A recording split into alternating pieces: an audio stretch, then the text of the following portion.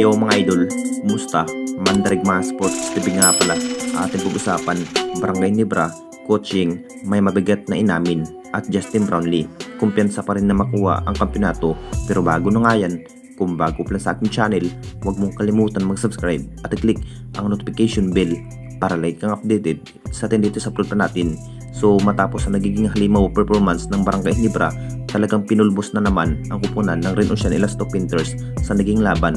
Mas magandang laro pa rin ang nagiging laban ng Barangay Nibra opening quarter. Kontrolado pa rin ng Barangay Nibra ang nagiging unang laban hanggang third period mga idol. Kung bakit mas bawing-bawi nga pa rin ang kupunan ng Barangay Nibra sa pagtutuos sa naging laban. Nagbabalik na rin ang agresibong laro sa bawat player ni Coach Tim tulad ni Scotty RJ Abarrientos.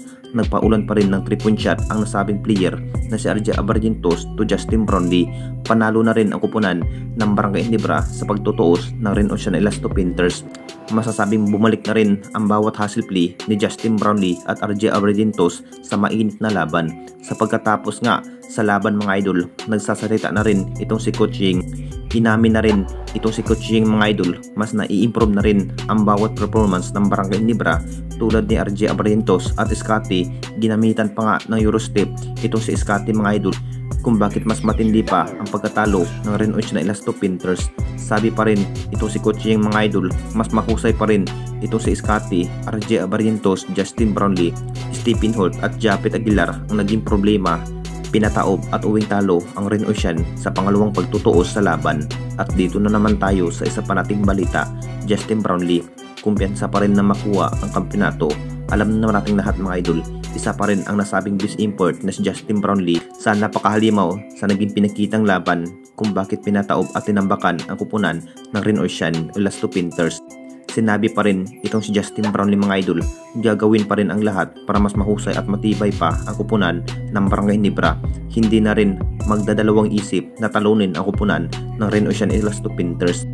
Nakita naman nating lahat mga idol sa abilidad itong si Justin Brownlee. Masasabing hindi pa rin nagbago ang kanyang angking galing at husay sa 3-point shot. Siya na rin ang nangunguna sa scoring machine ng Barangay Nibra. Binigyan na naman ni Justin Brownlee ng magandang laro ang Ren Ocean Elasto Painters. May 5 win na nga at 2 losses ng Barangay Nibra. Kumpiyansa pa rin ang ating best import na makuha ang kampeonato dahil matagal na rin na hindi nakatikim ang Barangay Nibra ng malaking tagumpay dito sa ating liga. Hindi na rin pinaporma pa ng Ren Ocean Elasto Painters hanggang katapusan ng laban dahil binagyo na nga ni Justin Brownlee ang 3-point shot. Pinaghahanda na nga ng Barangay Nibra ang lahat. Anong masasabi ninyo mga idol tungkol sa ating video?